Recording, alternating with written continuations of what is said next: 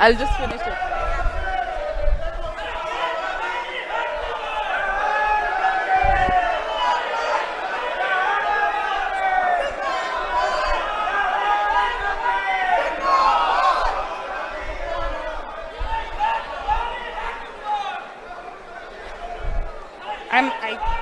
Will you take a picture when he shakes my hand? Yes. I'll just wrap it up. Say thank you and wrap it up. Bilkul 1 minute only. Don't worry, I know how to do it.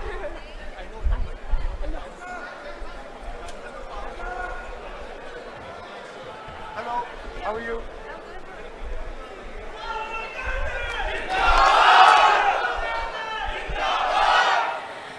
तो राहुल जी आप बहुत सही समय में आए हैं।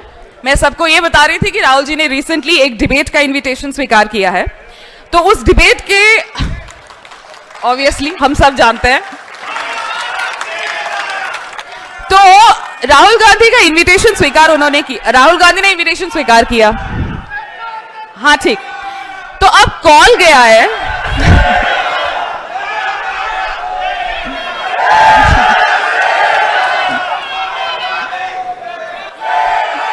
Okay तो राहुल जी का इनविटेशन, राहुल जी ने स्वीकार कर लिया इनविटेशन, मोदी जी को कॉल गया। एक सेकेंड बस, मुझे जाने दोगे तभी वो बोलेंगे, तो इस पहले इधर सुन लो। तो अरे हाँ ठीक है, राहुल गांधी जैसा हो।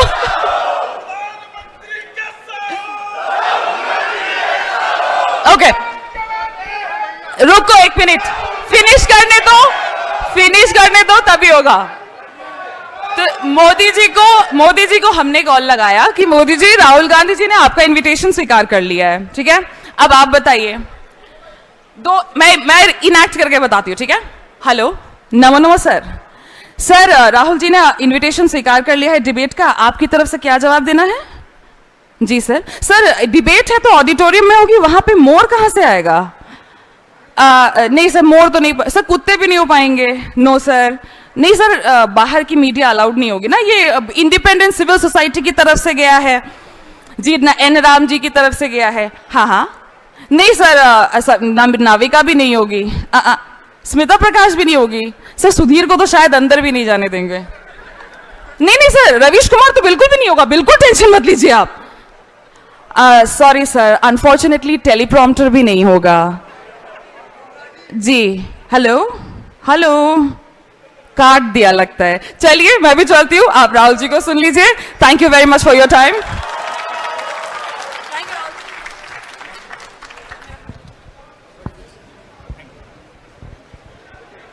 Thank you doctor Medusa. नमस्कार राहुल जी, नमस्कार साथियों, फिर से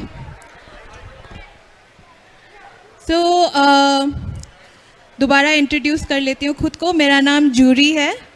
आज मैं आप सबको राहुल जी के साथ जोड़ने आई हूँ। मैं आसाम राज्य से हूँ और मेरा टाउन का नाम हाफलॉन्ग है।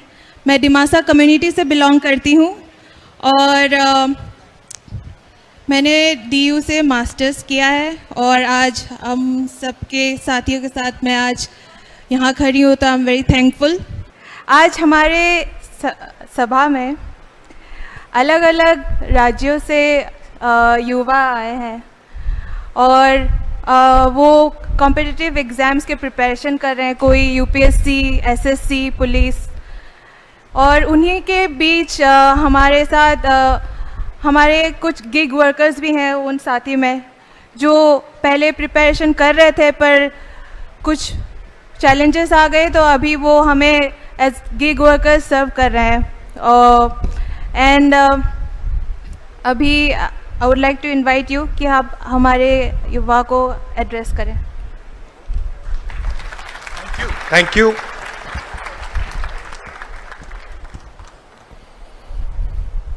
नमस्कार, कैसे हैं आप? ठीक है।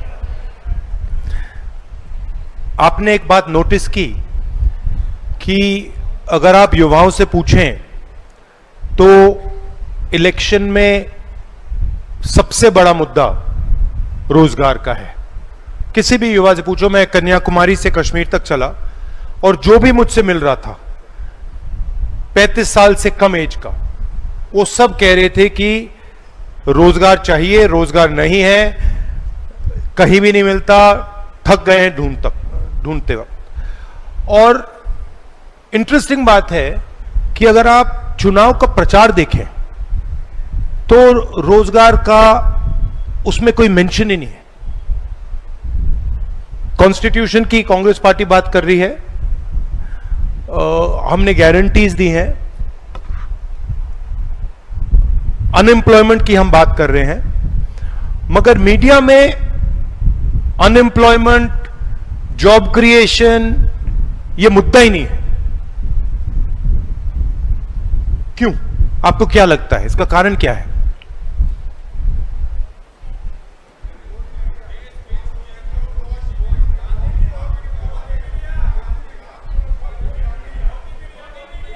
ये गोदी मीडिया जो है ये किसके हाथ में है? तो हिंदुस्तान में ये जो हैं अदानी, अंबानी, ये जो 3, 4, 5, 10 बड़े हैं, आपको क्या लगता है इनको ये रोजगार दिलवाना चाहते हैं या नहीं?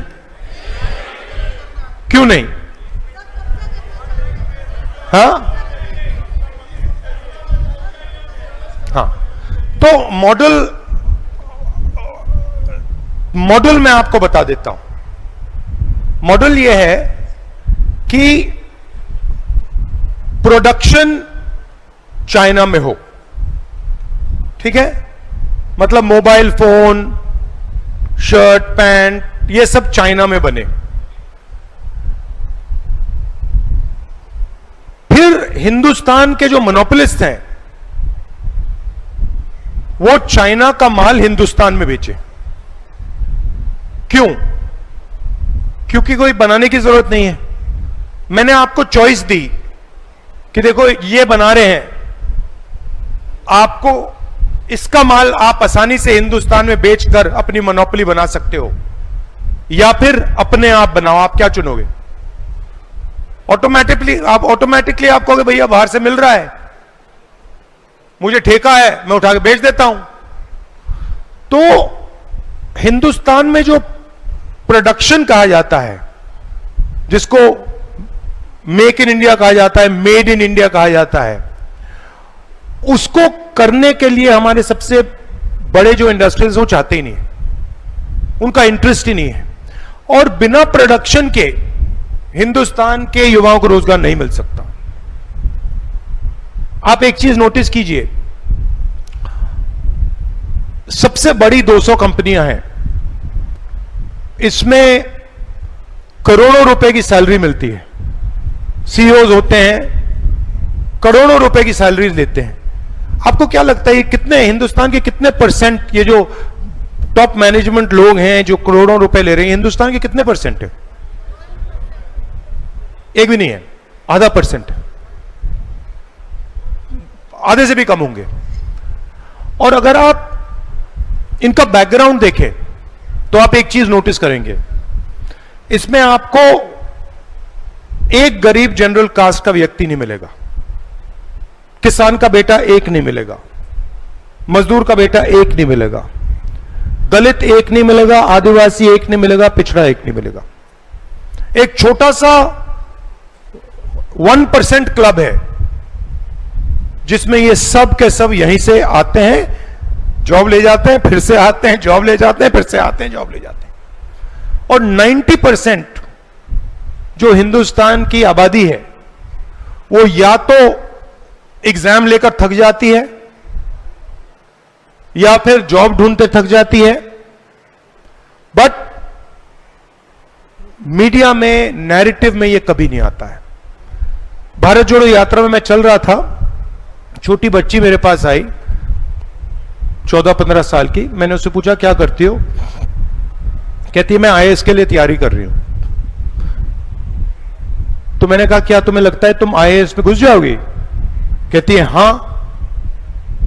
तो मैंने कहा ठीक है बताओ, हिंदुस्तान में साल में आईएएस ऑफिसर्स कितने आते हैं, कितने सिलेक्ट होते हैं आप जानते हो?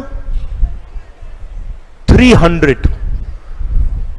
जब मैंने उससे पूछा वो कहती है 16 लाख। तो आप सोचिए ये लगता है कि रास्ता है और 300 लोगों के लिए यह हिंदुस्तान में रास्ता है, पर 99.9% लोगों के लिए रास्ता है ही नहीं। और बहुत सारे लोग कहते हैं कि देखो मैंने आईएएस की ट्राई की and I was not good enough. This is not correct. It is not that you are not good enough, it is that the chances of anybody getting into IAS are almost zero, right? So लोग exam ले रहे हैं, exam लेने की industry बन रही है, आपकी जेब में से पैसा लिया जा रहा है, और रियलिटी ये है कि ये पूरा का पूरा जो ड्रामा चल रहा है ये 1-2% जॉब्स का ड्रामा चल रहा है, और 99% जो एवेन्यूज होने चाहिए वो बंद पड़े हुए हैं। Agniveer is an example. Public sector पूरा का पूरा बंद हो रहा है। सरकार में पहले परमानेंट नौकरी मिलती थी, अब ठेकेदारी प्रथा से मिलती है, तो कभी भी आपको मतलब निकाला जा सकता है। तो सिस्टम ऐसा बन गया है कि 20-25 कॉर्पोरेट्स, बड़े कॉर्पोरेट्स हैं, वो कुछ प्रोड्यूस नहीं करते। आप मुझे बताइए हिंदुस्तान की सबसे बड़ी कंपनीज क्या प्रोड्यूस करती हैं? आप मुझे बताइए अदानी बनाता क्या है? क्या बनाता है? कुछ नहीं बनाता। अदानी को सरकारी कॉन्ट्रैक्ट्स दिए जाते हैं।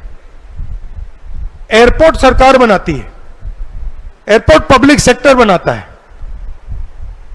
और फिर जब बन जाता है तो फिर फ्री गिफ्ट अदानी को दे दिया जाता है। अगर मैंने, आपका नाम क्या है? अगर मैंने जस्टिन को लखनऊ के एयरपोर्ट का कॉन्ट्रैक्ट पकड़ा दिया और कहा लीजिए जस्टिन, ये हमने एयरपोर्ट तैयार किया है, ये सरकार ने बनाया है, ये तुम ले लो, जस्टिन उस एयरपोर्ट को बहुत आसानी से चला सकती है। एडवर्टाइजमेंट बनाएगी, कहेगी भैया एयरपोर्ट चलाना है, टॉप क्वालिटी के लोग आ जाएंगे, बना देगी। वही पोर्ट के साथ हुआ, वही एयरपोर्ट्स के साथ हो रहा है, वही इंफ्रास्ट्रक्चर कॉन्ट्रैक्ट्स के साथ हो रहा है।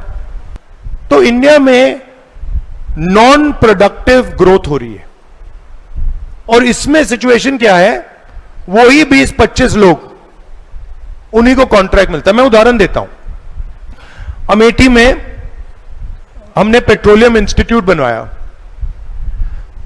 पेट्रोलियम इंस्टीट्यूट में दिल्ली में किसी बड़े कॉन्ट्रैक्टर को उसका बिल्डिंग का कॉन्ट्रैक्ट मिला, मगर जब मैं अमेठी के बिल्डिंग में वहां गया, पता लगा कि लोकल कॉन्ट्रैक्टर काम कर रहा था। तो कॉन्ट्रैक्ट इसको मिला, इसने सीधा कॉन्ट्रैक्ट किसी और को दे दिया, मतलब ये काम भी नहीं कर रहा है, बट पूरा का पूरा करोड़ों रुपए का कॉन्ट्रैक्ट उसको मिल रहा है।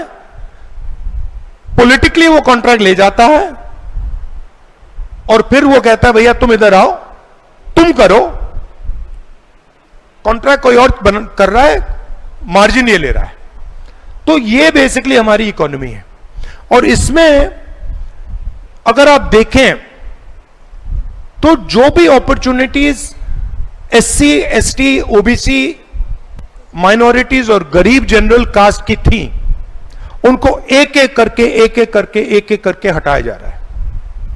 तो ये एक्चुअल सिचुएशन है। और अगर आप जीएसटी को भी देखें, जीएसटी में जितना टैक्स गरीब किसान देता है उतना ही टैक्स अदानी देता है। अगर गरीब किसान ने यह शर्ट खरीदी 18% वो देगा, अगर वही शर्ट अदानी ने खरीदी वही 18% देगा। तो ये जो सारा का सारा इंफ्रास्ट्रक्चर बन रहा है, ये जो पब्लिक सेक्टर के बैंक लोन्स जा रहे हैं, ये पैसा कहां से आ रहा है? ओबीसी, दलित, एससी, गरीब जनरल कास्ट की जेब से आ रहा है, और सीधा पाइप होके 22-25 लोगों की जेब में जा रहा है और सिचुएशन खराब होती जा रही है क्योंकि इनके पास ज्यादा पैसा आता रहा है, ये इनकी मोनोपोली बढ़ती जा रही है, बढ़ती जा रही है, बढ़ती जा रही है, तो आपकी जॉब अपॉर्चुनिटीज कम होती जा रही है, कम होती जा रही है, कम होती जा रही है। ये बेसिक सिचुएशन है और इसको बदलने के 2-3 तरीके हैं। एक तरीका है जो हमने अपने मैनिफेस्टो में, ये जो हमारी 5 गारंटीज हैं, इससे हमारी कोशिश है कि हम गरीबों को डायरेक्टली कैश इंजेक्शन उनके बैंक अकाउंट में डालें, महिलाओं को, बेरोजगार युवाओं को, किसानों को। एक तरीका यह है। दूसरा तरीका है कि हिंदुस्तान में प्रोडक्शन सचमुच में शुरू किया जाए, जो मेड इन चाइना है उसका मुकाबला मेड इन इंडिया से हो। तीसरा है कि ये जो मोनोपोलीज बनी हुई हैं, जो 22 लोग हैं जो सारा का सारा काम यही कर रहे हैं, इन मोनोपोलीज को वीकन किया जाए। ये 3 रास्ते हैं जिससे हम आपके लिए दरवाजे खोल सकते हैं। अब आपके कमेंट्स हो, आपके सवाल हो, आप पूछिए।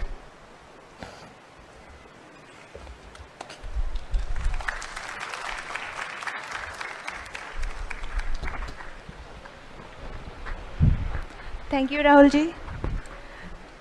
तो अब हम हमारे युवा के सवाल लेंगे और ये प्रोसेस मुझे अभी भी समझाया गया। तो हमने सबसे फॉर्म भरवाए थे, उनके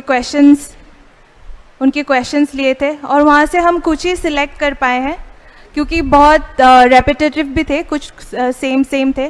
तो जो एड्रेस नहीं हो पाएंगे वो उनका आंसर राहुल जी आपको खुद लेटर में भिजवा दिया जाएगा, वो आपको भेज दिया जाएगा। एंड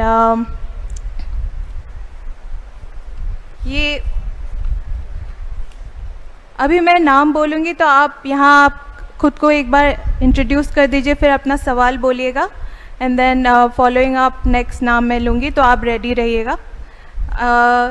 ये पहला नाम दीपक कनौजिया।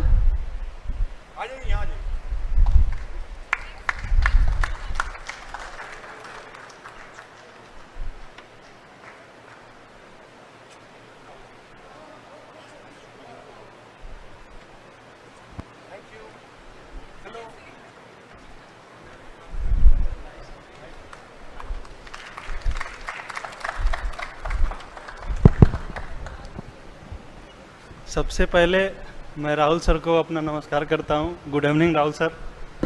मेरा नाम दीपक कनौजिया है और मैं इलाहाबाद विश्वविद्यालय से ग्रेजुएशन और पीजी किया। वर्तमान समय में मैं लखनऊ विश्वविद्यालय से पीएचडी कर रहा हूं राजनीति विज्ञान विभाग में। दोस्तों 2014 में जब मैं इलाहाबाद विश्वविद्यालय में ग्रेजुएशन करने गया तो मैं वनडे एग्ज़ाम की तैयारी करना शुरू किया। एसएससी की कोचिंग करता था। बीए सेकेंड ईयर में मैंने लेखपाल का इंटरव्यू दिया। इंटरव्यू में मेरा चयन नहीं हो पाया। तो 2016 के बाद जो 2017 में जब चुनाव आता है तो माननीय प्रधानमंत्री जी आते हैं क्षेत्र में और योगी जी भी, माननीय मुख्यमंत्री जी भी, और दोनों लोग ये वादा करते हैं कि हमारी सरकार आएगी तो हम जो है इंटरव्यू हटा देंगे ग्रुप सी और डी की नौकरियों से, ताकि जो इंटरव्यू में खेल होता है वो खेल नहीं हो पाएगा। तो इस सरकार ने इंटरव्यू तो हटा दिया, लेकिन दुर्भाग्य की बात है कि वैकेंसी ही नहीं आई ग्रुप सी और डी की। तो इंटरव्यू हटाने का क्या फ़ायदा मिला। तो और उसके बाद से लेखपाल की 2016 के बाद से एक वैकेंसी आई भी तो अभी तक माननीय सुप्रीम कोर्ट में वो लंबित है। और दूसरी बात कि जब इलाहाबाद विश्वविद्यालय में मैं 2014 में प्रवेश लिया तो मैं एससी कम्युनिटी से हूँ और मैं जनरल में क्वालिफाई करके प्रवेश लिया। उसके बावजूद भी मुझे हॉस्टल नहीं मिल पाया। और जनरल कम्युनिटी के भी लड़के जिनका अप्रोच था, मैं सबकी बात नहीं कर रहा हूँ, वो लोग हॉस्टल मुझसे कम नंबर पाने के बाद भी हॉस्टल उनको मिल गया, हमें हॉस्टल नहीं मिल पाया। मैं कैसे भी सर्वाइव किया। मेरी मम्मी शिक्षा मित्र थी, 3500 रुपये महीना पाती थी। मेरी 4 बहनें हैं, वो भी पढ़ती थी। मतलब कैसे भी करके मेरा मतलब हॉस्टल से। सर मैं ज़्यादा तो लेट नहीं कर रहा हूँ ना, ज़्यादा देर तक रिलैक्स करो भैया। ओके। तो मैं कैसे भी करके अफोर्ड किया, ग्रेजुएशन किया। फिर एसएससी के जो एग्ज़ाम हो रहे थे उसमें 2017 में पेपर लीक हुआ एसएससी सीजीएल का, और उसमें खुराना उस समय अध्यक्ष थे एसएससी के, और इसके बाद वैकेंसी आना लेट हो गया एसएससी का, और तो मैंने निर्णय लिया कि मैं अब पीजी कर लूँ। एसएससी की प्रिपरेशन से मैं हट गया, मैं पीजी कर लिया, नेट क्वालिफाई कर लिया, 3 बार मैं नेट क्वालिफाई हूँ। उसके बाद मैंने बीएड किया गोरखपुर यूनिवर्सिटी से, और बीएड करने के बाद मैं सीटेट कर लिया, टेट निकाल लिया, और 82 नंबर चाहिए एससी के लिए, मेरा 100+ है सीटेट में। तो उसके बाद भी 5 सालों से कोई वैकेंसी नहीं आई, और मैं अब तक बेरोजगार हूँ। पीएचडी कर रहा हूँ, उम्मीद है, लेकिन वैकेंसी नहीं आ रही है, तो थोड़ा डर लग रहा है कि इतना संघर्ष के बाद इतना आगे बढ़े और कुछ हो नहीं रहा। मेरी बहन है, मुझसे छोटी है, 3 साल मुझसे छोटी है। बिहार का जब फॉर्म आया, बीएड करने के बाद वो एमएड की, बिहार का जब फॉर्म आया तो मैंने तेजस्वी जी के नेतृत्व में, तो मैंने वो फॉर्म उससे भरवाया। बोली भैया आप भी भर दो। बोला नहीं, मैं नहीं भरूंगा, क्योंकि 2 साल पहले मैं पीजीटी का फॉर्म यूपी में भरा हूँ, 6 महीने में एग्ज़ाम हो जाएगा, तुम इसको भर लो और 1.5 साल में ये भी क्लियर हो जाएगा। तो मैं पीजीटी का फॉर्म नहीं भरा। मेरे पास डिग्री होते हुए, सब कुछ होते हुए, बिहार में एक कह लीजिए, मुझे लगा कि यूपी में मुझे मेरा एग्ज़ाम ही हो जाएगा। तब तक एग्ज़ाम जो है अब तक नहीं हुआ है पीजीटी का यूपी में। 2.5 साल पहले मैं फॉर्म भरा था। असिस्टेंट प्रोफेसर वाला भी एग्ज़ाम नहीं हुआ, एडवर्टाइजमेंट 51 का जो 2 साल पहले फॉर्म भरा गया। तो हम लोग उम्मीद कर रहे हैं कि सरकार शिक्षा सेवा चयन आयोग बना रही है, और कि शिक्षा सेवा चयन आयोग बना रही है कि हम वैकेंसी को बहुत नियमित कर देंगे, बहुत सही समय से कर देंगे। 2 साल से शिक्षा सेवा चयन आयोग बन रहा है। अब बिहार सरकार ने 6 महीने के अंदर तेजस्वी जी के नेतृत्व में, जिनकी पार्टी इंडिया अलायंस में माननीय राहुल जी के साथ है, उनकी सरकार ने 6 महीने में 2 वैकेंसी करा दिया और 2,10,000 नौकरी दे के दिखा दिया। और उसी में मेरी बहन क्वालिफाई हुई, और सीवान जिले में, मैं बलिया का हूँ तो सीवान बगल में लगता है, वहाँ से वो मेरी सिस्टर जो है इस समय टीचर है, पीजीटी में टीचर है। सर आपने कितना पैसा खर्च किया इसमें, ये पूरे प्रोसेस में, शुरुआत से अंत तक? शुरुआत से अंत तक सर जितना पैसा था मम्मी पापा के बट कितने रुपए होगा? मतलब रुपया नहीं था, कुछ इस तरह से पर महीने जो कमा रहे हैं खर्च कर रहे हैं, मतलब जो इनकम है। तो अप्रोक्सीमेटली कितना होगा आज तक, जितना आपने मतलब इस प्रोसेस में एग्जाम लेने के लिए, टेस्ट लेने के लिए कितना पैसा खर्च किया होगा? मुझे लग रहा है कि सर मेरे 8-10 लाख तो हो ही गया होगा सर, मतलब नियर 8-10 लाख तो हो ही गया होगा, क्योंकि ज्यादा हो गया। और कोई रिजल्ट नहीं आया, मतलब 8 लाख रुपए चले गए आपके, पर रिजल्ट कोई नहीं आया जी। और सर दूसरी बात मैं ये कहना चाहता हूँ कि 2014 में जब एडमिशन में लिया, उस समय बीए में एडमिशन के लिए इलाहाबाद यूनिवर्सिटी में 1,000 रुपये फीस थी, और हॉस्टल की फीस 7,500 थी। और उसके बाद से 2017 में फीस वृद्धि हो गई और 21,000 फीस कर दी गई 7,000 से। अब सोचिए सर, जो हाशिए पे है, जो गरीब है, जो कमजोर है, वो 7,000 से 21,000 कैसे एफर्ट कर पाएगा? तो ये किसको धक्का है? सबसे ज्यादा धक्का ये एससी को है, ओबीसी को है, और जनरल वर्ग में जो गरीब हैं उनको धक्का है, वो आ नहीं पाएंगे। और ये जानबूझ के चाह रहे हैं कि विश्वविद्यालयों में वो न आ पाए। और आपकी सरकार थी तो ये लोग बड़े पैमाने पर धीरे धीरे आना शुरू कर दिए थे, उगना शुरू कर दिए थे, और ये अब क्या है, सब दब गए हैं, दब रहे हैं। तो बहुत जरूरी है इस समय कि इंडिया अलायंस जीते। और मुझे मैं और सर एक बात और कहना चाहता हूँ, मेरा कोर्स वर्क चल रहा है, वहाँ एक दिन अटेंडेंस लगता है। यहाँ आने का मतलब मेरा मन था, लेकिन मैं सोच रहा था मैं राहुल जी से मिल नहीं पाऊंगा, या दूर ही से देखूंगा तो मतलब मिल पाऊंगा कि नहीं, ये था सर। लेकिन मुझे बहुत खुशी है कि मैं अपनी बात रख पा रहा हूँ, और मेरा नाम सबसे पहले बोला गया। मैं कितना भाग्यशाली हूँ। और थैंक यू। हाँ, thank you brother, nice to meet you. बहुत अच्छा लगा।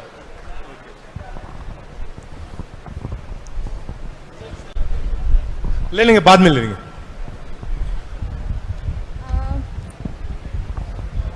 एक रिक्वेस्ट थी, अभी से जो साथी आए 1 मिनट के अंदर आपका खुद का परिचय और प्रश्न रख के आगे बढ़ें तो हमें हेल्प मिलेगी। एंड नेक्स्ट है उमेश, उनके बाद नेहा, आप रेडी रहिएगा। नमस्कार, कैसे?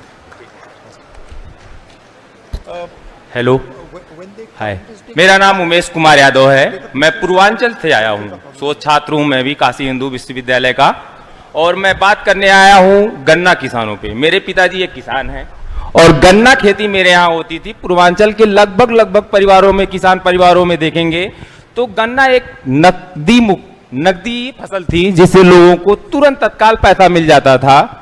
और सोचिए कि लगभग पिछली सरकारी, इसी सरकार की दोस्त मैं नहीं दे रहा हूं, बसपा से देखेंगे, सपा से देखेंगे और आज भाजपा लगातार गन्ना मिलों को बंद की, जिससे हम जैसे परिवार के किसानों की आय एकदम खत्म हो गई। अभी 4 मिलें इस सरकार ने 2024 में बंद किया।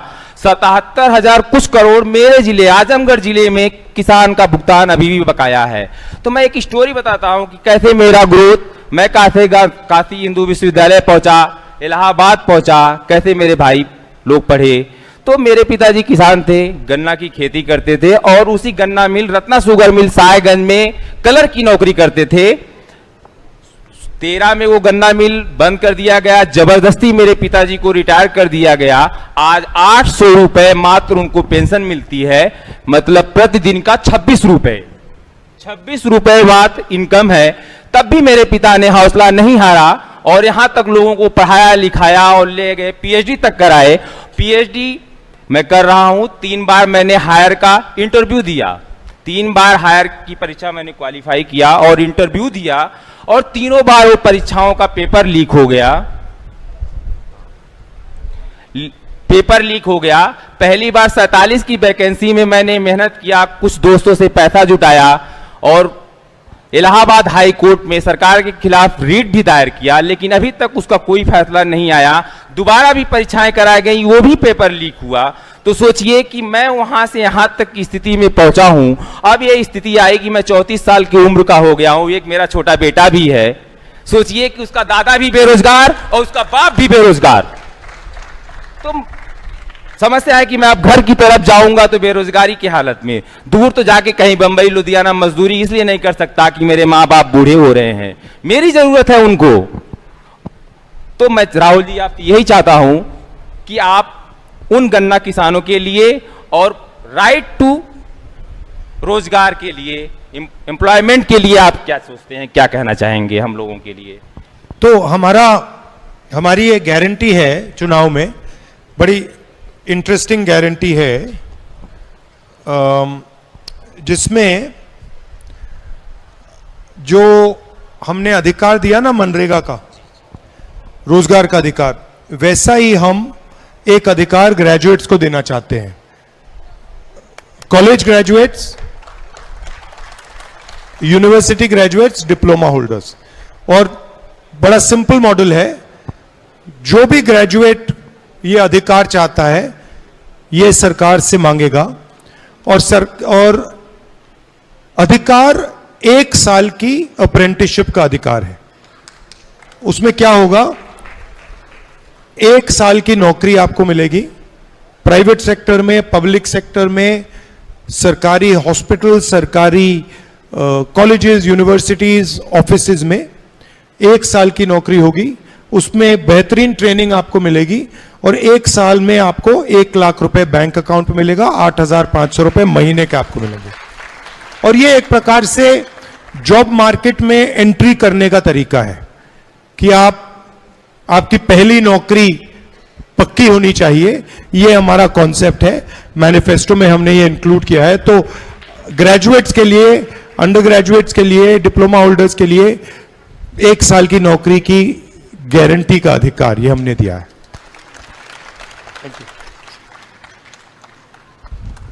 नेहा प्लीज आ जाएं। नमस्कार। रोशन इसके बाद रेडी रहिएगा। नमस्ते सर। हेलो एवरीवन, मेरा नाम नेहा है। मैं अमेज़ोन में काम करती हूँ पार्ट टाइम।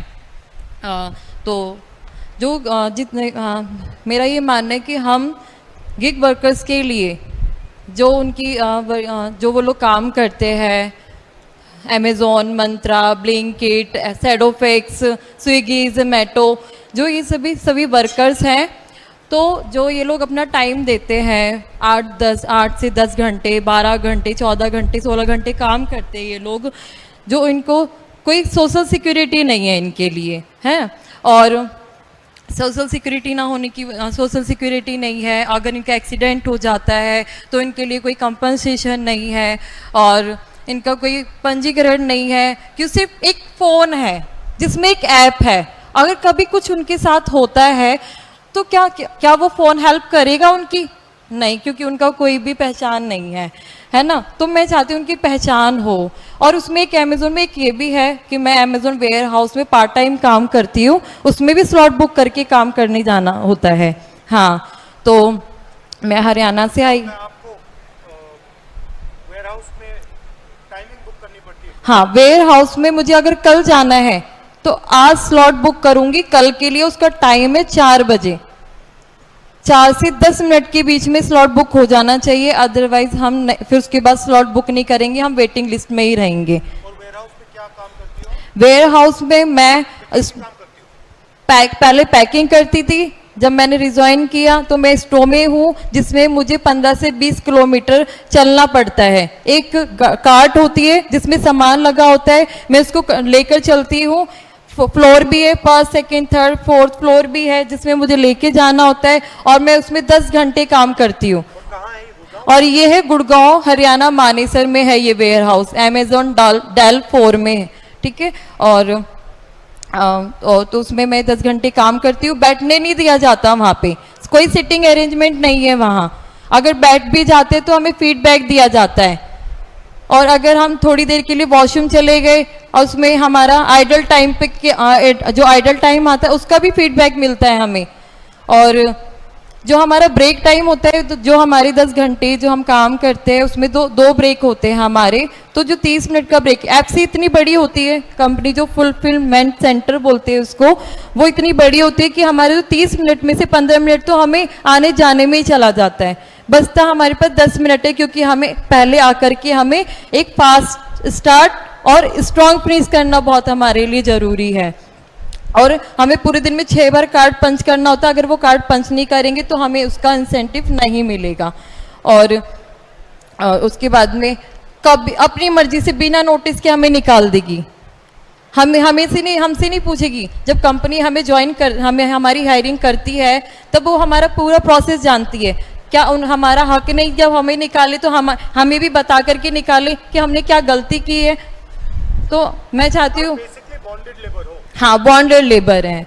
हाँ, 21वीं सदी के बॉन्डेड लेबर जी। और इसमें लड़कियां जो है ना, सिर्फ 26 साल से कम उम्र की लड़कियां, 18 से 26 साल, जिसमें यंग है, जितना मर्जी काम कराओ करेंगी, ये मना नहीं करेंगी। अगर ज़्यादा बोला अपने लिए तो हायर एंड फायर निकाल देगी वो बिना वजह, कोई नोटिस नहीं देगी हमको, ठीक है। और उसके बाद अगर अब किसी वर्कर को 2-3 साल हो गए काम करते हुए, अब उसके घर में शादी है, कुछ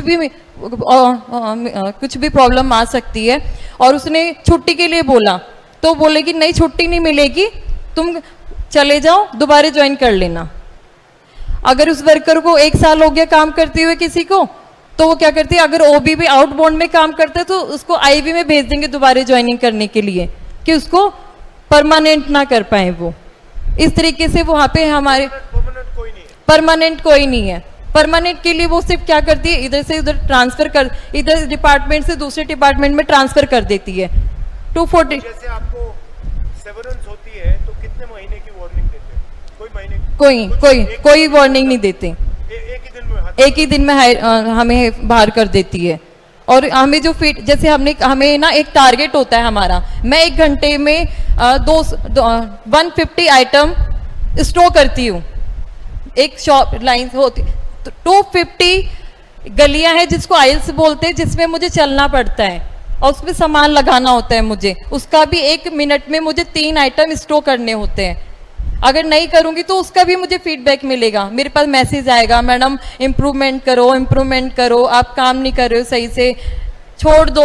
नहीं तो इतना मजबूर कर देंगे रिजाइन लिखने पे कि वो वर्कर परेशान होकर रिजाइन कर देगा। ये आइटम्स कितने बड़े होते हैं? ये आइटम्स अनलिमिटेड, मतलब छोटे भी होते हैं, बड़े भी होते हैं।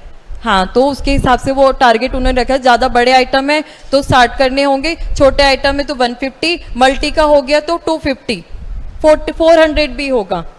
और वो हम पे प्रेशर डालेंगे, तुम 1 घंटे में करना है तो करना ही है, करना है तो करो, नहीं तो जाओ। इस तरीके से वो हम पे प्रेशर बनाते हैं। अब हम 20, 21, 22 की एज की लड़कियां हैं वहाँ पर, अब वो पढ़ाई कर रही हैं, अपने पेरेंट्स को, मतलब अपने घर वालों को छोड़कर आई हैं, और अपने घर भी नहीं बताती, वो लोडिंग अनलोडिंग भी करती है लड़कियां वहाँ पे, गाड़ी खाली भी करती है, उसको भरती भी है, सामान भी लगाती है, पर वो अपने घर पे नहीं बताती कि हम लोग वहाँ पे ये काम करते हैं।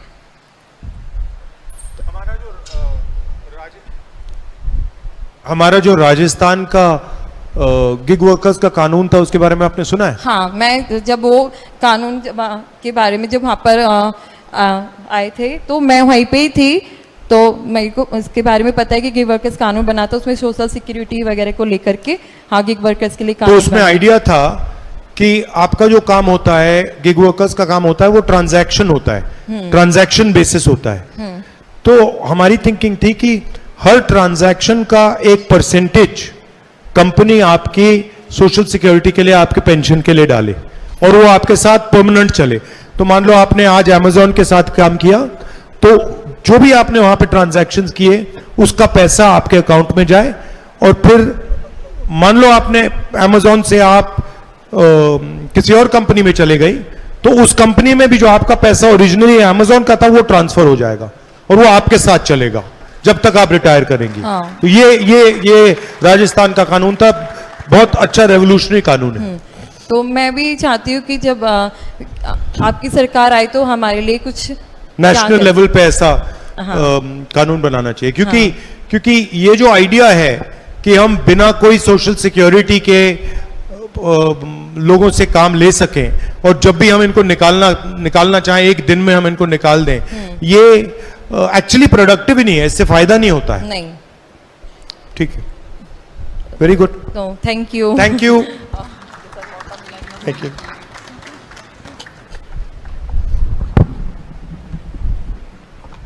गौरव यादव, आप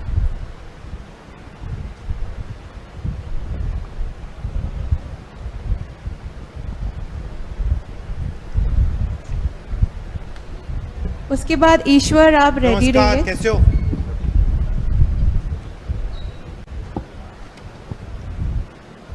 हेलो सर, आप सभी को नमस्कार। मैं गौरव यादव, गाजियाबाद में रहता हूँ। मैं एक बीटेक ग्रेजुएट हूँ। 2021 में मैंने बीटेक करी थी।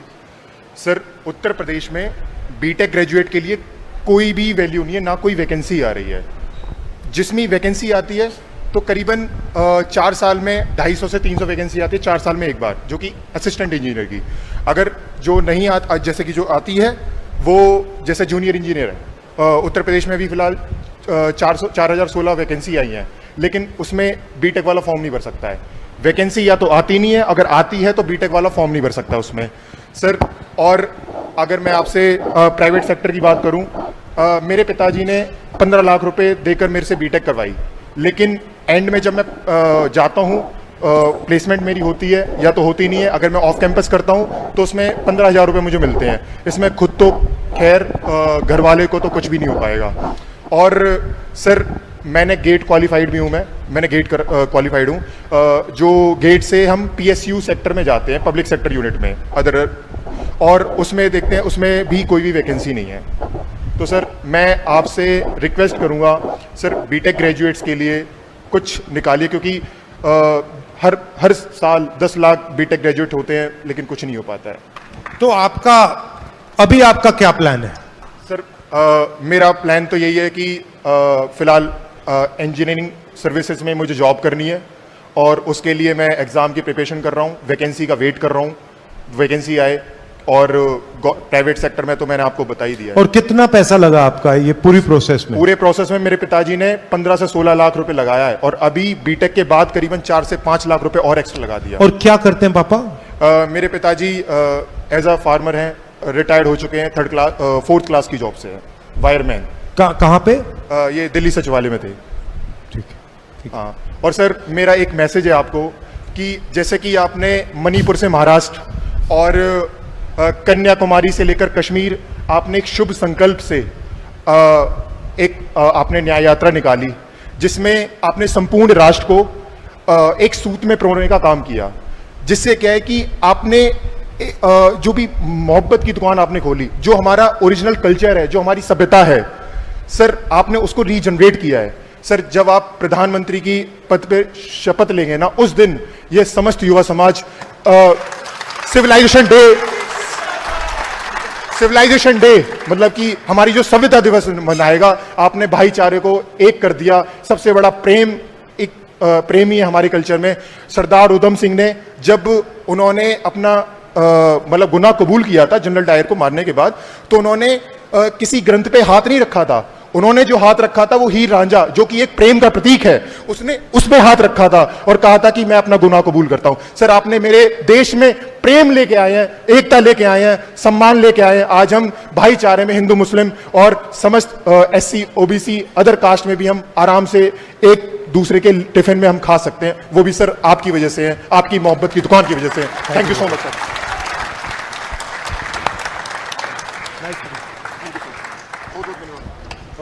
ईश्वर, आप आ जाइए।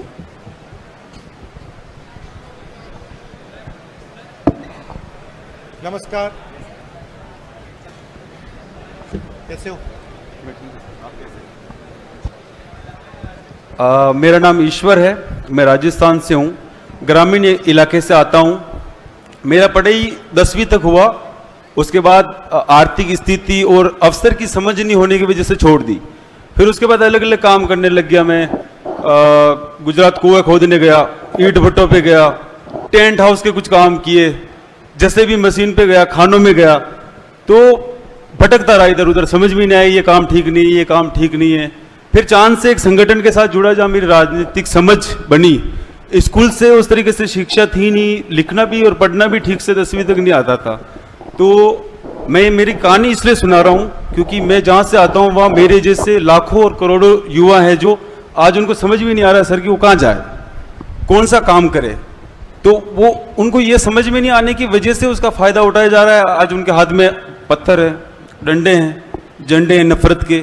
वो इसी कारण है क्योंकि वहाँ का ढांचा ऐसा बना दिया है कि ना तो अवसर का किसी को समझ में आता है क्या अवसर होने चाहिए। मेरा खुद का व्यक्तिगत जो था संगीत में और थिएटर में था, जो मुझे कभी समझ में नहीं आया क्योंकि अवसर ही नहीं है, कोई कहना ही नहीं चाहता है। तो मेरा बस छोटा सा ही पॉइंट था कि उन युवाओं के लिए जो आज उस नफरत की आग में जल रहे हैं या जा रहे हैं भीड़ में, उन युवाओं के लिए आप क्या अवसर देखते हैं कि आगे लंबे समय के बाद वो युवा कैसे उस भीड़ से निकलकर अपना भविष्य बनाए? तो जो मैंने पहले बोला था ना, प्रोडक्शन की बात की थी। जो अगर आप हिंदुस्तान को देखें, हर डिस्ट्रिक्ट में कुछ ना कुछ हम बनाते हैं, बट उस इंडस्ट्री को, लोकल इंडस्ट्री को ना फाइनेंस मिलता है, ना सपोर्ट मिलता है। वो इंडस्ट्री बिल्कुल दबी रहती है।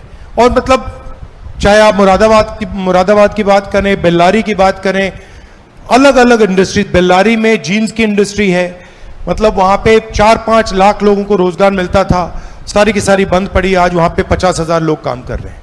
तो ऐसे हर डिस्ट्रिक्ट में हमारी कोई ना कोई स्किल है, कोई ना कोई प्रोडक्शन कैपेबिलिटी है, उसको एक बार फिर चालू करना पड़ेगा।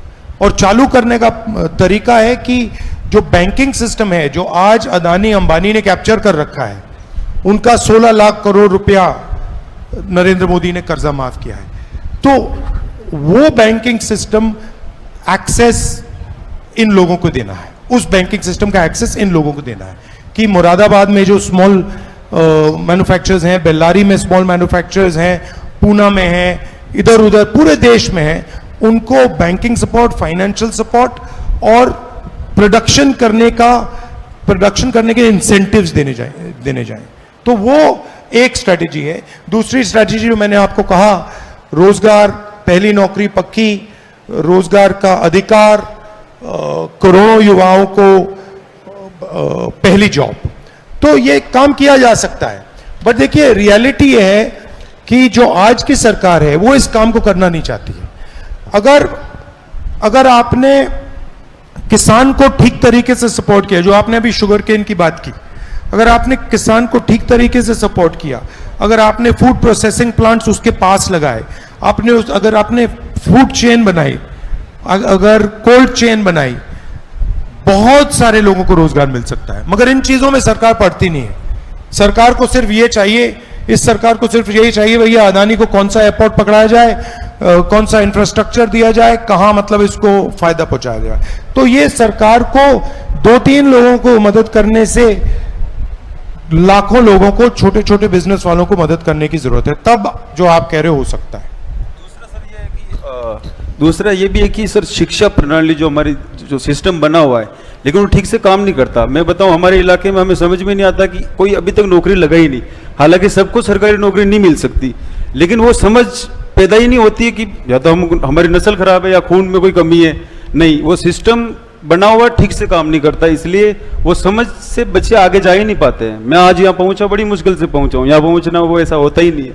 तो उनके लिए जो एक्चुअली आपको जिंदगी में जो चीजें आपके यूज की होंगी, वो आपको एजुकेशन सिस्टम कभी बताएगा नहीं।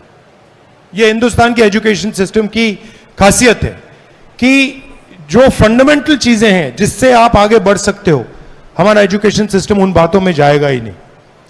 तो आप सही कह रहे हो, ये एजुकेशन सिस्टम को भी बिल्कुल रिवैम्प करने की जरूरत है। ये जो हमारा जो सिस्टम है पूरा मेमोरी बेस्ड सिस्टम है, कॉन्सेप्चुअल सिस्टम नहीं है, रट्टा लगाओ ये सिस्टम है, इससे मतलब देश को काफी नुकसान होता है। तो इसको भी आप सही कह रहे हो, इसको बदलना है और नई तरीके से। बिल्कुल, थैंक यू। एक सेकंड, वो फोटो ले रहा है सुनील पॉल, सुनील पॉल आ जाइए।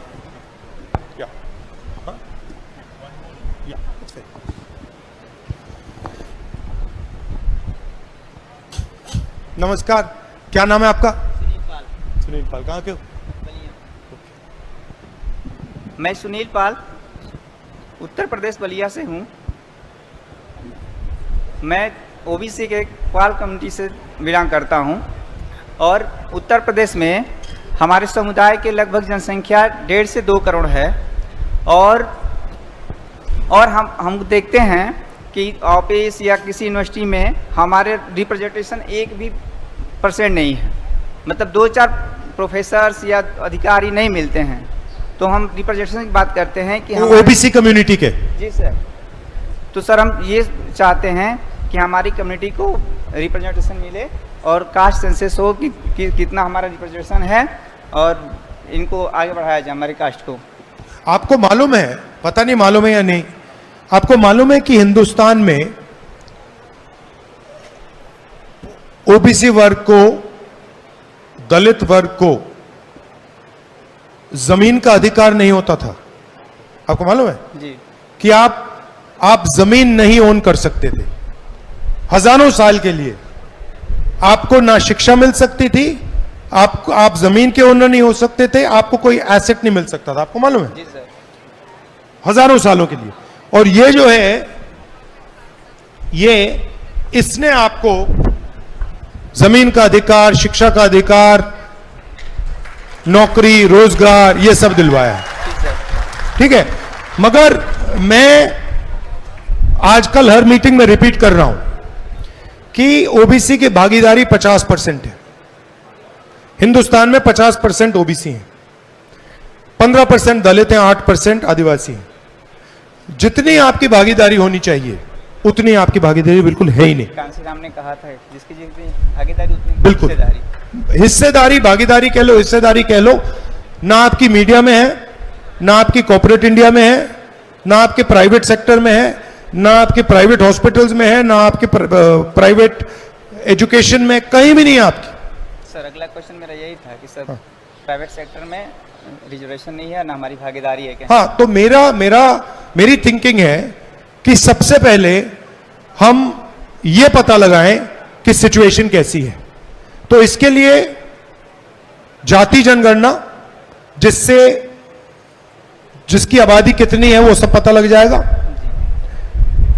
इकोनॉमिक सर्वे, मतलब किसके पास कितना धन है, और फाइनल इंस्टीट्यूशनल सर्वे, मतलब हिंदुस्तान की कौन सी संस्थाओं में किन लोगों की पकड़ है, कौन नहीं है। ये एक प्रकार से इसको आप एक्सरे कह लो, एमआरआई कह लो, इससे हमें डेटा मिल जाएगा कि सिचुएशन क्या है। और उसके बाद मुझे लगता है कि एक जागरूकता आएगी और लोग कहेंगे हां हमारी भागीदारी है नहीं, और वो बात शुरू होगी।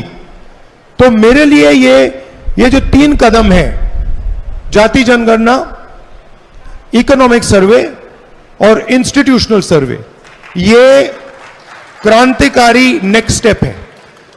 और उसके बाद ये जो आप कह रहे हो रिजर्वेशन कहां तक होगा, कितना होगा, 50% होगा, ज्यादा होगा, ये डिसीजंस आसानी से लिए जा पाएंगे क्योंकि आपके पास डेटा होगा। आखिरी बार मैं आपसे कहना चाहता हूं, हमने आप सब यहां जॉब की बात कर रहे हो, प्लेसमेंट की बात कर रहे हो, हमने एक डिसीजन लिया है कि 30 लाख सरकारी नौकरियां आज नरेंद्र मोदी जी ने भरी नहीं, और 15 अगस्त तक हम 30 लाख नौकरियां भरने का काम शुरू कर देंगे। और ये हमारा सरकारी नौकरियां हैं, तो इससे आप जैसे लोगों को रिलीफ मिलेगा। और ये जो पेपर की बात है कि ऑटोमेटिकली मतलब पेपर कैंसिल करने का नया तरीका निकला है कि देखो पेपर लीक हो गया कैंसिल करो, तो इसके लिए हम कार्रवाई कराएंगे, कानून बनाएंगे, और जो भी ये ऐसा काम करेगा उसको कड़ी से कड़ी सजा मिलेगी। और फाइनली जो नया फैशन बना है कि प्राइवेट कंपनीज एग्जाम्स दे रही हैं, चेक करा रही हैं, इसको हम बंद कराएंगे। प्राइवेट कंपनीज नहीं करेंगी, सरकार ये काम करेगी, और जो मैंडेटेड इंस्टीट्यूशंस है वही ये काम करेंगे। सर एक और क्वेश्चन बताओ सर, उत्तर प्रदेश में एक पेपर होता है पेट, सर उस पेपर का ना कुछ वैल्यूएशन है ना कुछ है सर, बस पेपर इसलिए एलिजिबिलिटी टेस्ट है ना, उसकी कोई क्राइटेरिया रखी गई है और ना उस पेपर का कोई वैल्यू होता है। हम चाहते हैं कि सर उस पेपर का जो पेपर पास करे उसका कुछ वेटेज दिया जाए नौकरियों में, जिसके जो यूपीएससी पेट के थ्रू नौकरियाँ आती हैं उनमें उनका वेटेज दिया जाए, नहीं तो इस पेपर को ही बंद कर दिया जाए, इसका कोई मतलब नहीं है। तो आप मुझे ये एक नोट दे देंगे इस पे? जी सर। हाँ जी, थैंक यू ब्रदर, अच्छा लगा आपसे मिलकर। नेक्स्ट उष्पेंद्र कुमार, प्लीज आ जाइए स्टेज पे। एक एक करके भैया, इन्होंने मतलब सीक्वेंस बना रखा है, अभी ठहर जाओ, थैंक यू। आपको कर देंगे मगर इनको करने दो पहले। मैं कम समय लेते हुए अपनी बातों को प्रस्तुत कर रहा हूं, ठीक है।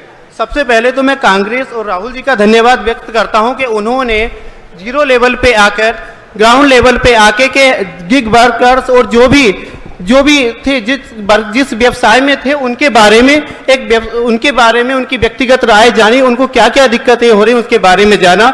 मैंने बीटेक किया है, बीटेक करने के बाद मैंने कोशिश की कि मुझे जॉब मिले, मुझे प्राइवेट जॉब मिली, लेकिन वो कुछ टाइम बाद छूट गई। उसके बाद मैंने अपनी एक टैक्सी निकाली, टैक्सी निकालने के साथ साथ मैंने ड्राइविंग का काम किया। मैं एक ओला उबर में गाड़ी चलाता हूं और स्थिति ऐसी है कि ओला उबर अगर हम दिन में 3,000 रुपए का काम करते हैं तो उसमें से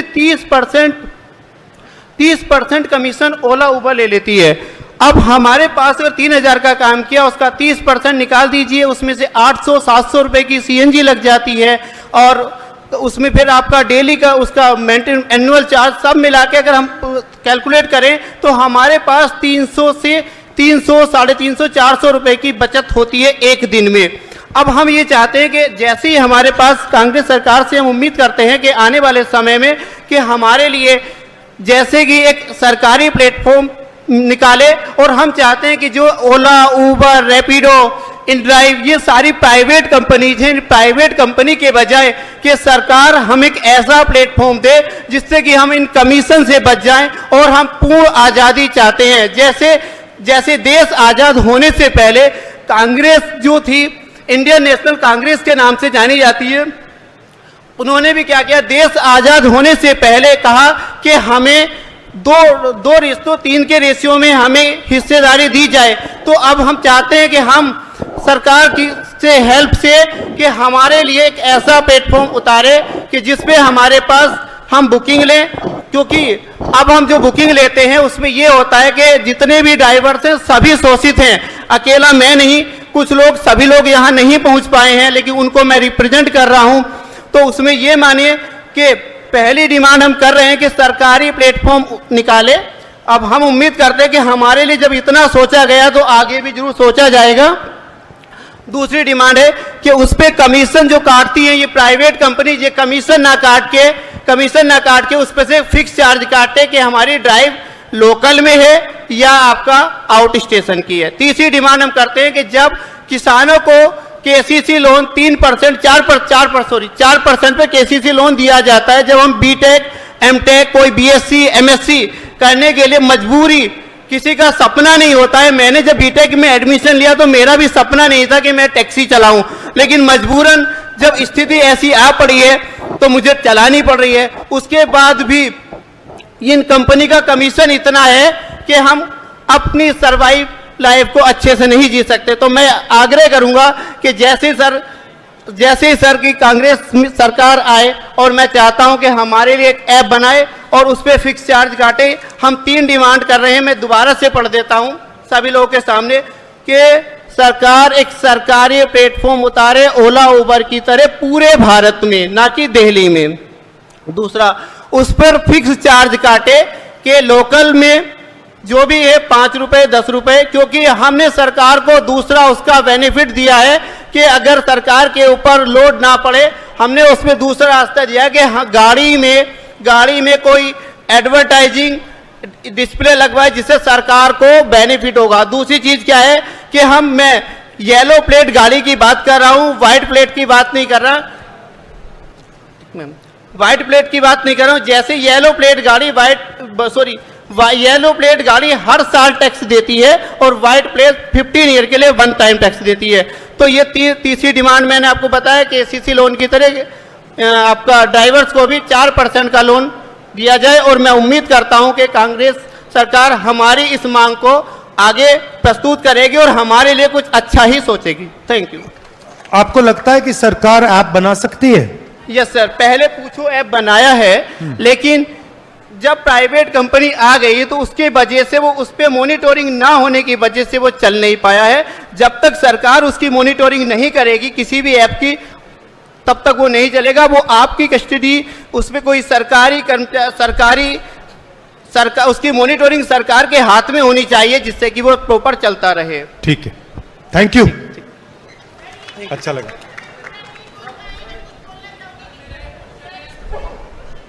सब लोग तो नहीं कर सकते, 1-2 लोग आ जाइए, आप आ जाइए, हाँ आ जाइए।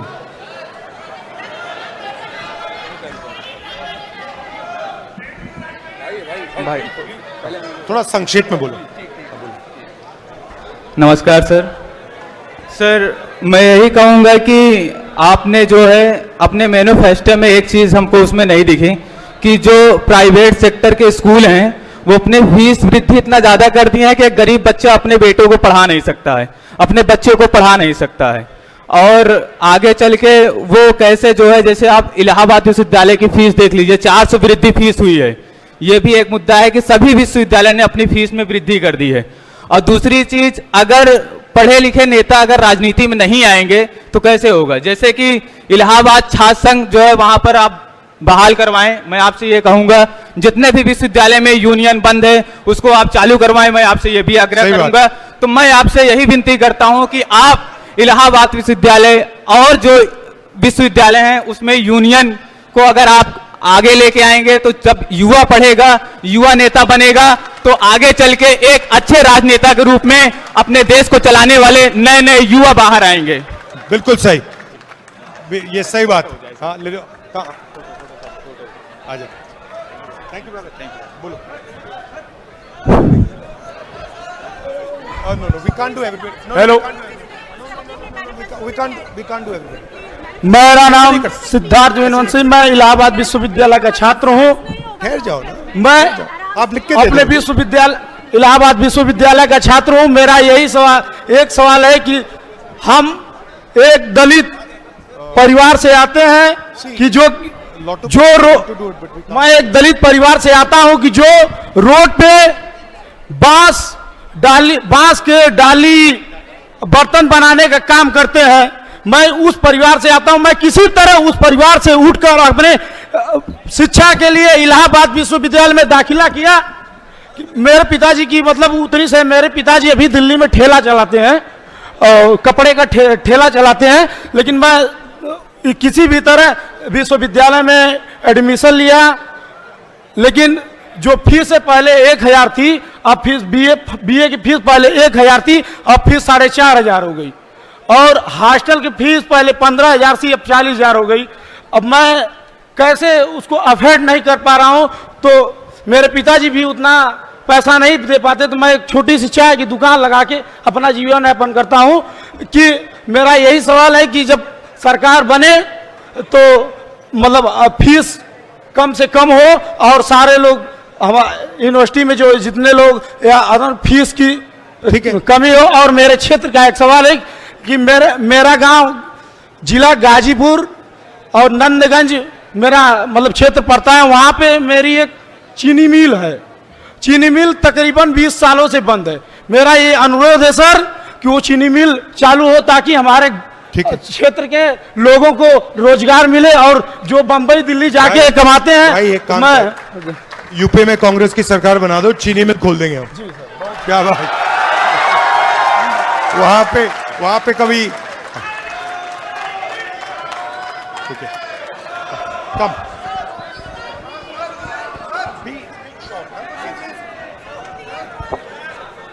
You write me the question, I'll answer it.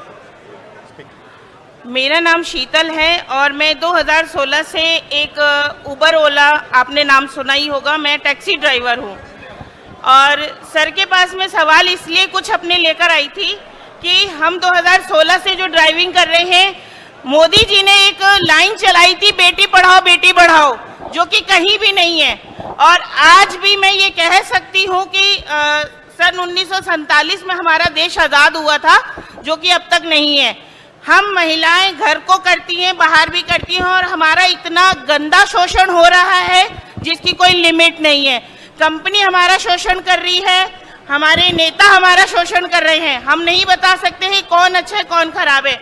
लेकिन मैंने सर को सुना, सर ने भारत जोड़ो आंदोलन जो शुरू किया, सर ने कर्नाटक और हैदराबाद में सर आपने एक कानून लागू किया, और आपने राजस्थान में भी एक कानून लागू किया। मैं सर से गुजारिश लेके आई हूँ कि वो कानून बनाए नहीं, उसे करके दिखाएं दिल्ली में, क्योंकि दिल्ली में जितनी भी लेडी ड्राइवर हैं उनमें से 70% सिंगल मदर हैं, विडो हैं, और कुछ जो हैं तो अपने हस्बैंड अपनी फैमिली के चलते बहुत ज़्यादा मेहनत करती हैं, जो नहीं यहाँ पे प्रॉपर कर पा रही हैं। कंपनी ने बहुत सपना दिखाया कि हम ये करके देंगे, हम वो करके देंगे, हमको आपको मिनिमम बिजनेस देंगे, लेकिन हमें कहीं कोई बिजनेस नहीं मिल रहा है सिवाय शोषण के। हमारा कंपनी शोषण सोते में कर रही है, जागते में कर रही है, ना हम सो पा रहे हैं ना हम जाग पा रहे हैं, और काम की लिमिट तो हमारी बहुत ज़्यादा है। मैं सर से बस यही गुजारिश करना चाहूँगी, आपने कर्नाटका के शेख सलाउद्दीन सर, मैं उन्हीं की यूनियन से हूँ, एक्सपर्ट ड्राइवर, दिल्ली में एक्सपर्ट ड्राइवर सोल्यूशन से हूँ, और पिछले 4 साल से फीमेल ड्राइवर पे काम कर रही हूँ। कंपनी हमारा डाटा बिल्कुल उड़ा देती है। कई लड़कियों ने बताया कि उनसे मेहनत की जाती है सर, लेकिन यहाँ मैं पेश कर सकती हूँ कि कुछ लड़कियों को तो ना तो प्रमोशन मिला, ना इंसेंटिव मिल रही है। कुछ लड़कियों के संग एक्सीडेंट हुए, उनका डाटा उड़ा दिया गया कि नहीं आप ऑन ड्यूटी ही नहीं थे। तो उस कंडीशन में वो लड़कियां किसके पास जाए? सरकार के पास, पुलिस स्टेशन में। हमारा कहीं भी कोई सुनवाई नहीं है, पुलिस स्टेशन भी नहीं सुनती है। हम कितने भी चिल्लाएं, कितने भी आंदोलन करें, कितने भी प्रोटेस्ट करें। मैं कई प्रोटेस्ट कर चुकी हूँ दिल्ली में, जंतर मंतर पे। कंक्लूड कीजिए ना आप। कंट्रोल सर, कंक्लूड खत्म कीजिए, काफी लंबा ठीक है सर, आप बोलिए। नहीं आप बताइए। तो जो कानून हमने कर्नाटक में, तेलंगाना में, राजस्थान में बनाया, वही कानून हम नेशनल लेवल पे बना रहे हैं। अनफॉर्चुनेटली दिल्ली में हमारी सरकार नहीं है, तो हम दिल्ली में ये कानून नहीं बना सकते हैं। सर हम कोशिश कर सकते हैं आपको सपोर्ट करने की, वो हम करेंगे, लेकिन हम आपसे भी उम्मीद वही करते हैं। नहीं, बट हमारी थिंकिंग है कि ये जो गिग वर्कर्स को बिल्कुल बॉन्डेड वर्कर बना रखा है, ये एक्सेप्टेबल नहीं है, और इसको हम बदलेंगे, आपको सोशल सिक्योरिटी दिलवाएंगे, और मेरी सोच है कुछ ना कुछ मिनिमम वेज या कुछ इसमें भी डालना पड़ेगा। ठीक है, थैंक यू। अच्छा, अब एक प्रॉब्लम है, क्योंकि मेरा अगला प्रोग्राम है, मगर जो भी आपके सवाल हो, ठहर जाइए एक मिनट, जो भी आपके सवाल हो आप लिख के अगर मनीष को दे देंगे, मैं उनके जवाब आपको दे दूंगा। आप सबका हाँ बोलिए। सो वी जैसे राहुल जी ने कमाल जैसे राहुल जी ने कहा है, आपके जो भी सवाल हैं, आपने जो फॉर्म भरा है, सबको जवाब मिलेगा। आखिरी इस कार्यक्रम के बाद आप सबसे संपर्क करेंगे। अभी हम संविधान की शपथ लेंगे। मैं सपना को कॉल करता हूं। हम भारत के लोग, first we are doing this. साथियों, संविधान की शपथ है, आपसे अनुरोध है कि थोड़ा सम्मान दीजिएगा और 1 मिनट संविधान शपथ लीजिए। हम सभी स्टूडेंट्स हैं, तो थोड़ा सा आप डिसिप्लिन बनाए रखें। आप स्टार्ट करो। हम भारत के लोग, हम भारत के लोग, भारत के संविधान और देश के 140 करोड़ लोगों को साक्षी मानकर यह शपथ लेते हैं कि हम आर्थिक और सामाजिक भेदभाव को दूर करने तथा समाज में भाईचारा कायम करने के लिए संघर्ष करेंगे। हम स्वतंत्रता आंदोलन के मूल्यों में चलते हुए व्यक्ति की स्वतंत्रता, सम्मान, हक, हिस्सेदारी और राष्ट्र की एकता की रक्षा करेंगे। संविधान की रक्षा के लिए हम आखिरी सांस तक संघर्ष करेंगे। जय हिंद, जय संविधान। Thank you.